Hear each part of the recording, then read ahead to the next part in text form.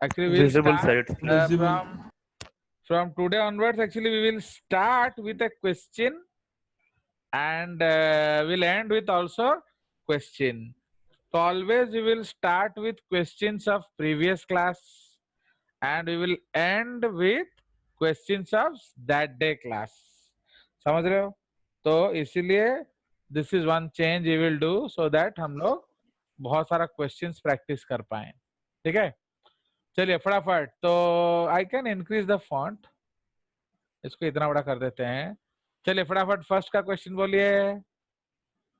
Answer So Robert Hooke. चलो Robert Hooke. Next Anton von Leeuwenhoek. Anton von Leeuwenhoek. लेवेनहॉक. हाँ चलो.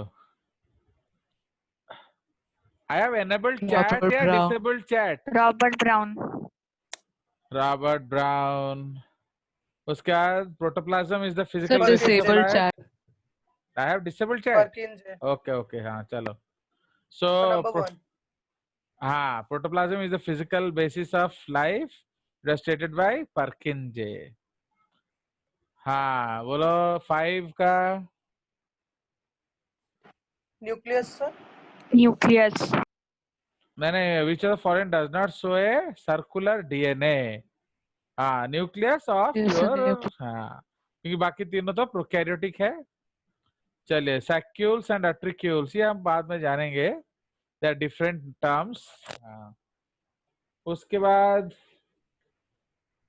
8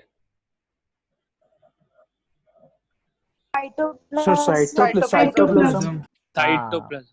That is why actually we call cytoplasm as the playground of the cell. ठीक है. चलिए आप बोलिए. ATP. ATP. Sladen and First Swan. option. Sladen and Swan. ठीक है. Sir, viruses. Viruses. Viruses. Please आप लोग एक चीज याद रखेंगे that अभी भी after so much of work viruses ना तो ढंग से क्लासिफाई हो पाए हैं और ना ही वो ढंग से क्या वो उनको हम सेल बोल पाए हैं, लिविंग बोल पाए हैं या सेल थ्योरी में ला पाए हैं. चलिए next. Rudolf Virchow. Rudolf Virchow. That is Rudolf Virchow. Omnis cellula e cellulae. That is all cells arise from pre-existing cells. Pre-existing cells. 13 Nerve Nerve cell. cell. That nerve cell. nerve cell. 14 Nucleus. Nucleus. हाँ देख रहे हो ना. तरतर नहीं होना है. No जल्दबाजी. आराम से बोलिए. अगर न्यूक्लियस नहीं होगा ऑटोमेटिकली डीएनए नहीं होगा. All of these. समझ में आया. तो एंड आरबीसी जो मैच्योर आरबीसी होता है उसमें आपका ऑर्गेनेल नहीं होता है. तो जब ऑर्गेनेल नहीं होगा तो नेचुरली आपका क्या होगा, एरोबिक रेस्पिरेशन नहीं होगा. अंडरस्टूड. चलिए 15 blue green algae. Again don't be in Sir, Bacteriophage. समझ रहे हो. Prokaryotes. It's a virus. Yes. बिल्कुल तरतर नहीं होना है. ओके. तो bacteriophage is another name of A virus. समझ रहे हो. तो फेजी का मतलब है That eating. infects bacteria. Yes. नहीं फेजी का मतलब है ईटिंग. एक्चुअली डेरिवेशन कैसे होता है उसका नाम. तो we will derive the name. तो फेजी मीन्स फेजी. ओके. तो फेजी का मतलब है ईटिंग एंड बैक्टीरिया. उसी तरह फाइकोफेज क्या होगा बोलो. एल्गी है ना. तो एल्गी में जो वायरस होता है, viruses that affect algae are called phytophages. Mycophages क्या होगा बोलो.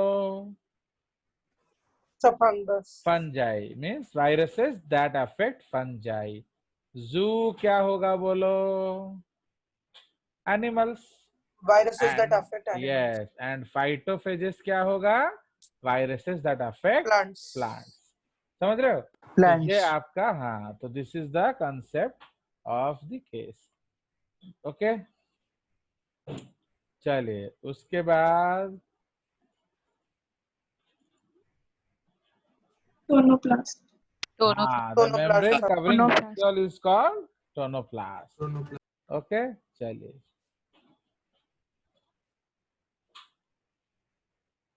non-membranous organelle. Ribosome. Ribosome. Ribosome.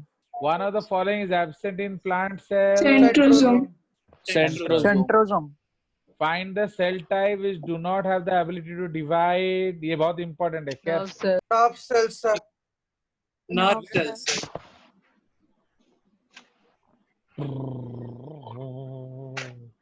Again, this is not a correct question. ये चल रहा है आकाश में, हमारे सामने में चल रहा था. सुनिए, ये actually do not have the ability to divide, ये ऑल सेल्स आएगा इसमें, क्योंकि लिवर का कौन सा सेल नहीं बोल रहा है. ये आपके लेवल में ये क्वेश्चन नर्व सेल चल जाएगा, समझ रहे हो. बट प्लीज रिमेम्बर, जब हम लोग हायर सोचेंगे, थोड़ा ज्यादा विल थिंक अबाउट, तो लिवर सेल भी डिविजिबल नहीं है.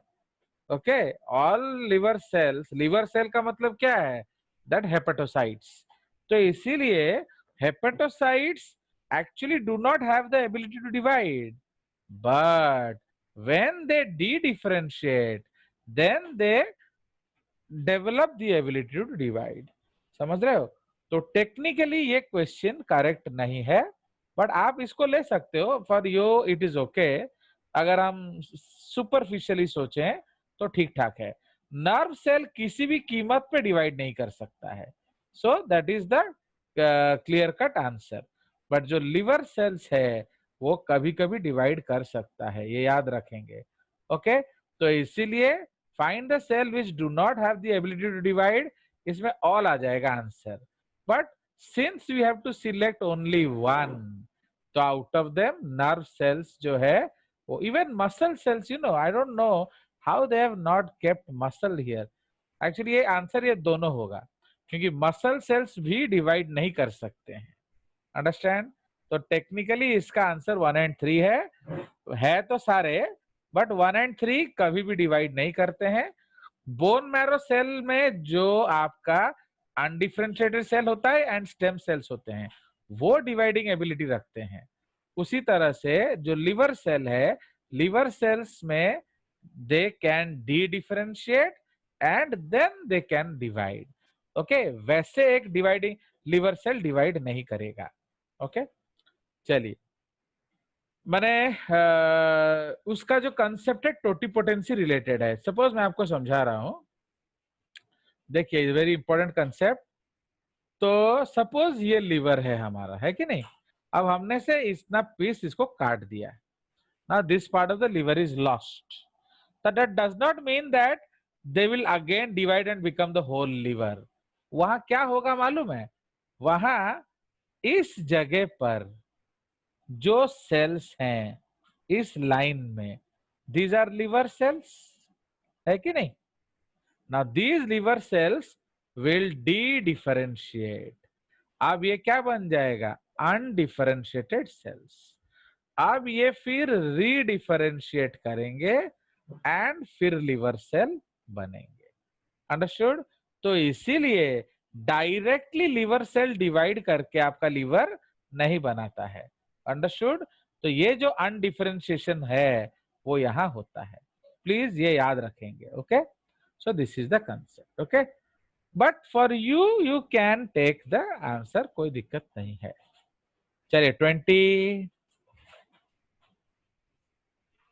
Sir, absence of nuclear membrane. हाँ, एब्सेंस ऑफ न्यूक्लियर मेम्ब्रेन, क्योंकि बाकी सारा चीज होगा. चलिए उसी तरह नेक्स्ट हम लोग चले जाएंगे 21. Pre-existing cells. Pre-existing Yes. cells. So वो that is the same case that omnis cellula is cellular. E-cellular. चलिए ठीक है, so that's all for practice. तो इस तरह से एक्चुअली आज मैंने बुक से दिखा दिया आपको, बट आगे जो क्वेश्चंस होगा वो कुछ मैं आपको ओलंपियाड के क्वेश्चंस निकाल के रखूंगा आपके लिए, ठीक है, एंड उसको हम प्रैक्टिस करेंगे। ये सब आपसे बन जाएगा आराम से, तो I don't bother about these things. But today नहीं, from next class onwards, class के एंड में हम लोग समेशन करेंगे कि क्या क्या पढ़ा, एंड उस रिलेटेड भी क्वेश्चंस करेंगे। अंडरस्टैंड? तो we will sum up the questions with the questions, okay. हम लोग उसके बाद एंड करेंगे। चलिए, so now we will go back to our prokaryotes, and हम लोग डिस्कस कर रहे थे कि एक्चुअली बिफोर, देखो साइटोलॉजी जो आया ना, उसके पहले इवोल्यूशन आ चुका था। मतलब पहले हम लोग सोचते थे लाइफ कैसे आया, and as I told you that the most, अगर आप किसी को भी सड़क जाते बोलोगे ना मैं बायोलॉजी स्टूडेंट हूं, तो वो कौन सा क्वेश्चन पूछेगा कि मुर्गी पहले आया या अंडा। तो this is technically not a question of cell, this is a question of evolution. तो इसीलिए तो हम लोग क्या बोलते हैं कि मुर्गी पहले आया रेप्टाइल से, रेप्टाइल कहां से आया, एम्फीबियन से। ऐसे जाते जाते जाते जाते आप प्रोकैरियोट्स के पास आ जाओगे। तो जैसे प्रोकैरियोट्स के पास गए, वो कहां से आया? So that is the concept of what? Pre existing cells. Understood? तो how the cells came, how this first prokaryotic cell came, so that is why आज के डेट पे भी हम लोग क्या कहते हैं, a biogenetic origin of life. Life कैसे आया? फ्रॉम केमिस्ट्री, है कि नहीं? तो लाइफ केमिस्ट्री से जन्म लिया, फिर आपका इवोल्यूशन हुआ। In the great words of Theodosius Dobzhansky, Theodosius Dobzhansky ने क्या कहा? उन्होंने कहा कि origin first and evolution hence। समझ रहे हो? तो इसका मतलब क्या है कि पहला जो सेल आया वो कैसे आया? ओरिजिन से। एंड उसके बाद जो सेल आया कैसे आए? इवोल्यूशन से। उसके बाद जो भी हाउ प्रोकैरियोट से मैन बना, that is called evolution. But prokaryote कहां से बना? That is called origin of life. So in the phrase Thucydides Dobzhansky ने क्या कहा? Origin first, evolution hence. Okay? चलिए, so now let's go ahead. So we'll start our lecture. We are continuing now.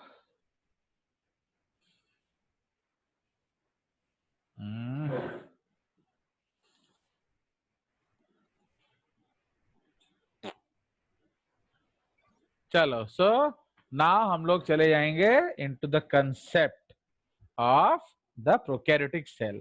तो हम लोग कल just इसका introduction कर रहे थे, and we have learned how to draw a prokaryotic cell. Okay, even I may give, जो हमारा जो समेशन क्लास वर्क्स होगा ना, उसमें आपको प्रोकैरियोटिक सेल का लेवलिंग भी करना आ सकता है। देखो, हमें we have to be ready for all types of questions. As I told you that J students को बायोलॉजी में कम से कम कोई दिक्कत नहीं आना चाहिए। So that is my job. So इसलिए you will face no problem, that is what I will guarantee. तो इसलिए हम लोग हर तरह का क्वेश्चंस करेंगे, थियोरेटिकल क्वेश्चंस करेंगे, आपका प्रैक्टिकल क्वेश्चंस करेंगे, हर तरह का क्वेश्चंस करेंगे। इसीलिए आपको लेवल द फॉलोइंग डायग्राम भी डाला जा सकता है। आप उसमें I will allow you to use the board, है कि नहीं? ऊपर नहीं जा, ऊपर नहीं जा। So I will allow you to use the board and you will draw the you will write the levelings, है ना? तो इसीलिए Okay, sir. हाँ, तो इसलिए मैंने you should be ready for all types of questions। तो जैसे मैं आपको अभी एक डायग्राम दिखाने का कोशिश कर रहा हूँ, उसको आप लेवलिंग करेंगे। ओके, चलिए, so let us reduce the size now। I'm trying to share it। Hela? So now I am trying to share the screen. Now you will tell me what are those things, है कि नहीं? And I will be writing. So what are these hair-like projections? बोलिए. Fimbre or Pili? हाँ बोलो. Pilli. We can Pilli. say pili, or there is another concept fimbriae. तो अभी तो मैं पिली लिख ले रहा हूँ, उसके बाद जब क्लियर होंगे तब इसके बारे में ज्यादा बात करेंगे. Okay, now what are these structures called? Flagella. So these are flagella made up of, जो आपको पता होना चाहिए क्या? Flagellin protein. फ्लैजेलिन protein.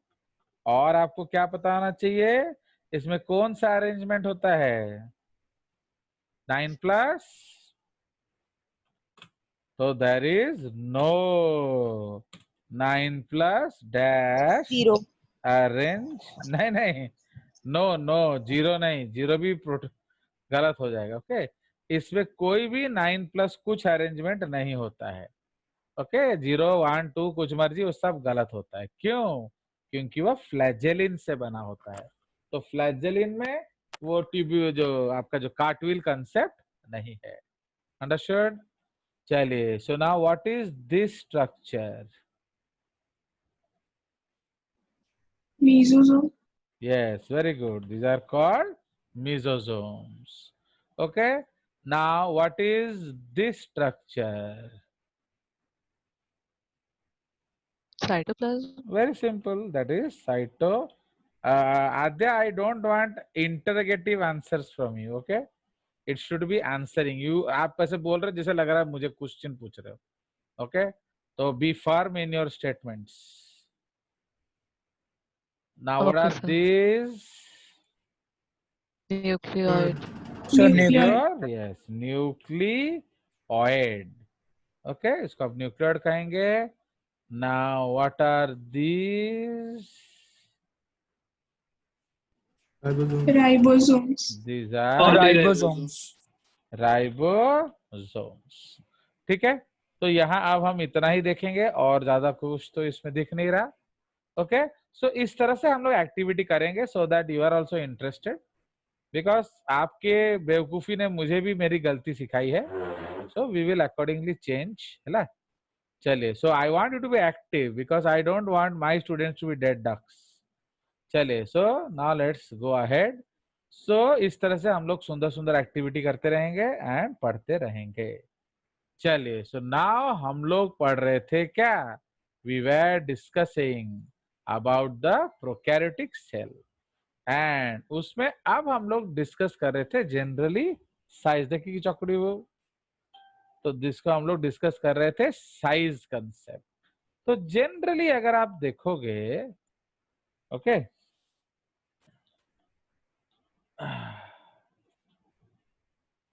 What they दिया.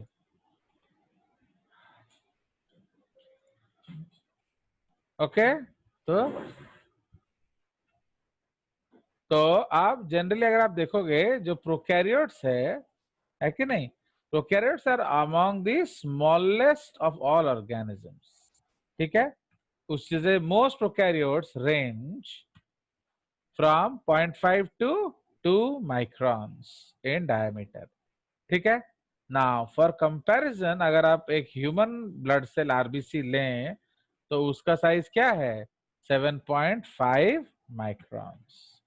Okay, but you should keep in mind that although we often use diameter to specify cell size, many cells are not spherical in shape.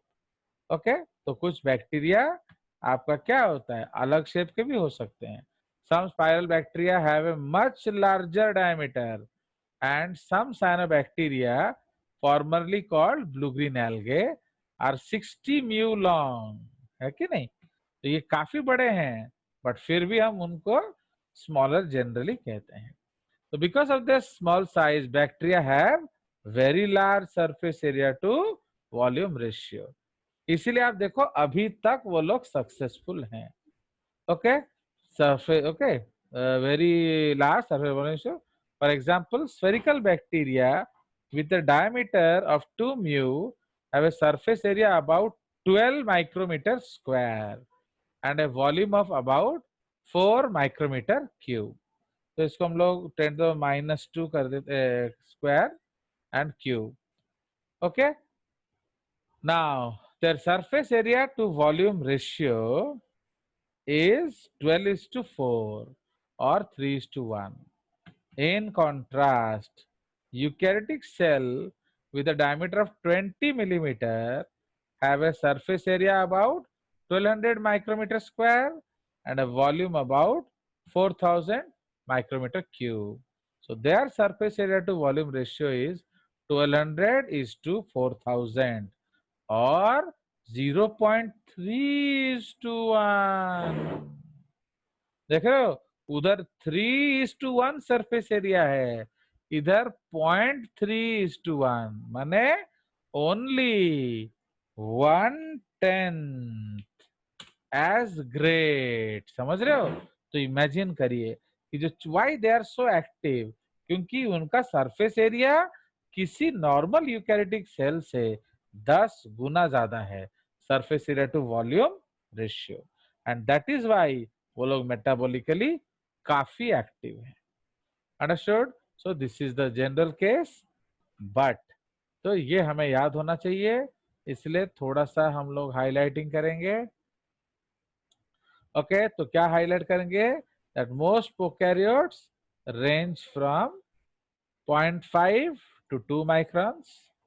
Okay, now उसके बाद आपका जो लिखेंगे, जो surface area to volume ratio of prokaryotes is 3:1, जबकि eukaryotes the surface area to volume ratio is 0.3:1.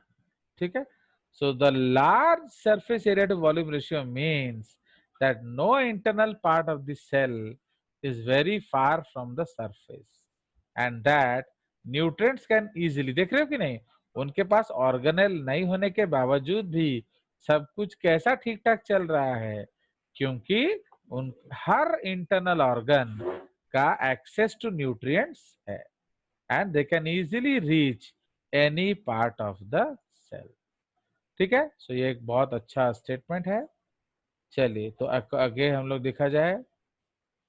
Now there are some things. See, my lecture in class will be focusing on the best books in the world. So that is why बहुत सारे चीज आपके book से ज्यादा होंगे, तो इसीलिए उसको आप रेडी रहेंगे. एंड हर चीज जो मैं पढ़ाऊं वो स्कूल में नहीं बोलेंगे, क्योंकि वहां शायद हम लोग नॉर्मल लेवल का पढ़ाएं. द रीजन इज क्योंकि इसको फिर आपको माने बच्चे क्या वो कंफ्यूज हो जाएंगे ना, इसीलिए. तो इसलिए हम लोग हर चीज हर जगह नहीं बताते. अब जैसे ये है, the largest bacterial cell currently characterized are from Thiomargarita namibia. A single cell from this species is 750 microns, which is visible to naked eye. देख रहे हो कि नहीं? And is roughly the size of the eye of a bumblebee. Understood? तो सोचो कितना बड़ा है. मीन्स आपका एक जो ये नहीं है, जो गोल मिर्च, तो this bacteria is of the size of a gold mirch. Understood? So imagine. Okay, so this bacteria is of the size of the gold mirch. Okay. Now, अब इसको हम लोग हाईलाइट करते हैं, तो इसको याद रखेंगे दैट जो थियो मार्गरिटा नामीबिया, या उसको नामीबियंसिस भी बहुत जगह लिखा होता है, एंड उसका साइज है 750 micron. Okay, micron means you know (-6 × 6) and it is रफली the size of the eye of a bumblebee. ठीक है? सो ये आपको ज़हन में होना चाहिए. चलिए, उसी तरह से नाउ द नेक्स्ट टॉपिक जो हम लोग डिस्कस करेंगे, shape of the cell. Okay, but before shape हम लोग, I am trying to show you a screen. तो जब हम प्रोकैरियोट्स पढ़ें तो हमारा ध्यान कैसे होना चाहिए, वी विल डिस्कस। ओके, तो let me show you a screen. Now are you able to see this screen? ना इस स्क्रीन में आप क्या देख रहे हैं? इस स्क्रीन में हम लोग एक देख रहे हैं क्या? This is the organisation of prokaryotes, है कि नहीं? ये आपका प्रोकैरियोट्स का ऑर्गेनाइजेशन है। इसमें हम देख रहे हैं सेल। तो प्रोकैरियोटिक सेल में बेसिकली 3 कंटेंट्स होगा। Adya, please pay attention here because this was your doubt. तो इन प्रोकैरियोटिक सेल बेसिकली क्या क्या हम देख रहे हैं? Cell envelope, okay. उसके बाद आ जाएगा आपका साइटोप्लाज्म एंड उसके बाद आ जाएगा आपका क्या? Appendages, okay. नाउ एनवेलप में क्या क्या आ जा रहा है आपका? Glycocalyx, okay. एनवेलप में आपका आ जाएगा ग्लाइकोकैलिक्स। उसी तरह से सेल वॉल आएगा उसके बाद, ध्यान है। उसके बाद सेल वॉल आया एंड उसके बाद आ जाएगा आपका सेल मेम्ब्रेन या प्लाज्मा मेम्ब्रेन। उसी तरह से आपके जो साइटोप्लाज्म में क्या क्या आ जाएगा? न्यूक्लियोइड, राइबोसोम्स, ये तो होगा ही होगा, almost it will be there in everybody. But किसी किसी में आपका क्या हो सकता है? This is called thylakoids, okay. उसको हम लोग थाइलाकॉइड्स या क्रोमेटोफोर्स कह सकते हैं, ओके। ये जो थाइलाकॉइड्स है इनको हम लोग क्रोमेटोफोर्स कह सकते हैं, okay. So these are special membrane bound structures, okay, जो आपका रेस्पिरेशन है क्या, जो फोटोसिंथेसिस में मदद करते हैं। अंडरस्टैंड? सेल मेम्ब्रेन का एक एक्सटेंशन है जो आप जानते हो। इसका एक एक्सटेंशन है, एक्सटेंशन जिसको हम लोग मीजोजोम्स कहते हैं। तो वो रेस्पिरेटरी होता है, ओके। वो रेस्पिरेटरी होता है, ठीक है जी, okay. They are respiratory in function, ठीक है जी।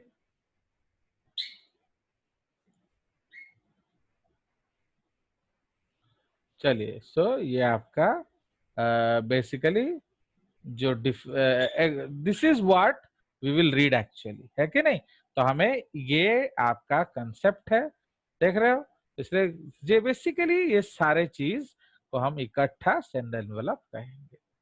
चलिए, so now let's go back to our page, okay. So इसीलिए ये हमारा प्रोकैरियोटिक ऑर्गेनाइजेशन है जो हम लोग पढ़ेंगे। एंड उसके बाद तो we will write about the shape, fine. तो शेप हम लोग लिखेंगे। तो आपको अलग अलग तरीके का शेप मिलेगा in these organisms, okay. And accordingly they are classified, है कि नहीं?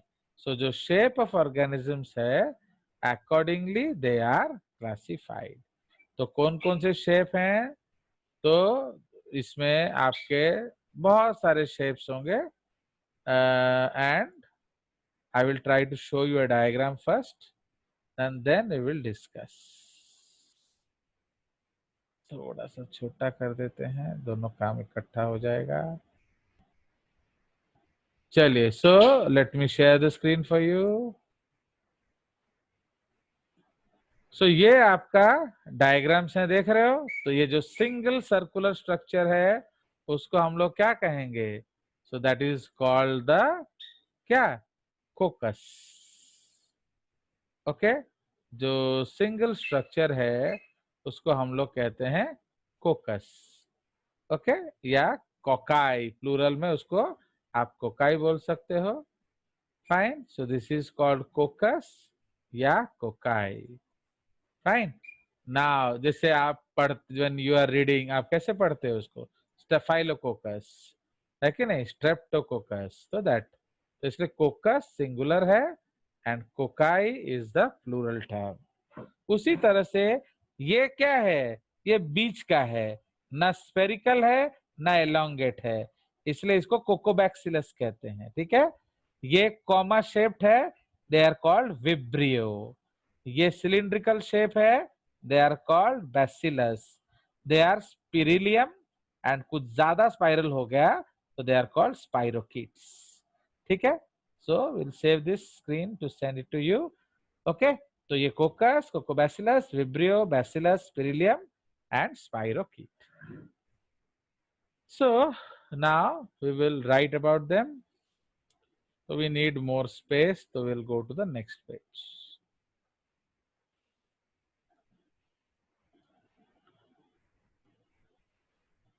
So shape of prokaryotes.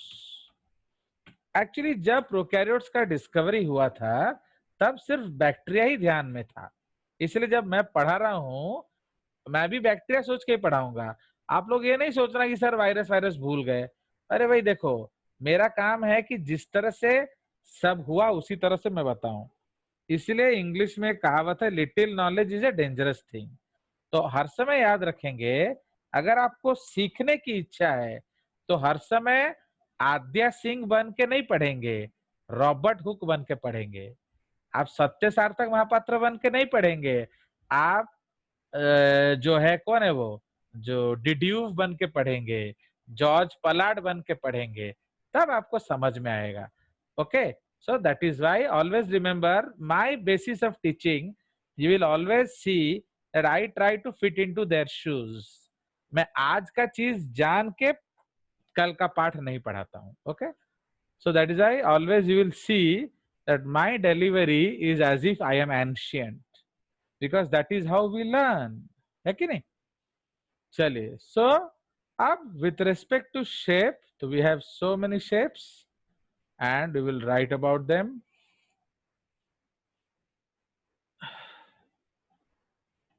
So now coccus, तो coccus का मतलब क्या है, these are spherical bacteria which may be micrococcus, diplococcus, है कि नहीं, staphylococcus, streptococcus, there are so many different types of coccus. तो माइक्रोकोकस क्या है, सिंगल। डिप्लोकोकस क्या है, उसमें दो सिंगल, ओके। डिप्लोकोकस में आपके दो छोटे छोटे स्पीयर्स होंगे। टेट्राकोकस में चार शेप्स होंगे। I will show you the photographs also. Streptococcus chain, in chains इसको हम लोग बोलते हैं क्या, जो एक लाइन से बना होगा, जैसे मोतियों का हार है कि नहीं, तो उसमें आप लिख सकते हैं मोतियों का हार, ठीक है। सो मोतियों का हार। नाउ जो स्टेफाइलोकोकस है that is grape bunch like, okay. And sarcinia, ये 3 डायमेंशनल है, ये क्यूबिकल है। ये सिर्फ मेरे क्लास में आप सुनोगे, या और किसी क्लास में आप नहीं सुनोगे। Now the second term is bacillus. Now bacillus जो है वो रॉड शेप बैक्टीरिया होते हैं, है कि नहीं। तो अगेन सिंगल बैसिलस को बैसिलस बोलेंगे। डिप्लोबैसिलस मतलब 2 रॉड लाइक स्ट्रक्चर होगा। स्ट्रेप्टोबैसिलस माने चेन में स्ट्रक्चर्स होंगे। पैलिसेड का मतलब एक स्टैक होगा, थैको, okay. Spirilium, they are basically spiral in shape. Vibrio, they are comma in shape. जो विब्रियो आप सुने हो कि नहीं, विब्रियो कॉलेरी, जो आपका कॉलेरा कॉजिंग पैथोजन होता है, that is a what, that is a vibrio, ठीक है। नाउ स्टैग्ड जो है वैसे भी स्टैग्ड हो सकते हैं, so that is called your Colobacter, उसका एक एग्जांपल है। एंड budded, आपको लगेगा जैसे बडिंग हो रहा है, so that is bud like due to swelling, that is Rhodomicrobium, ठीक है। ये कुछ है, तो let me share your screen क्योंकि वो शायद कट जाएगा। तो उससे पहले हम लोग देख लेते हैं. You'll see different types of shape. Okay.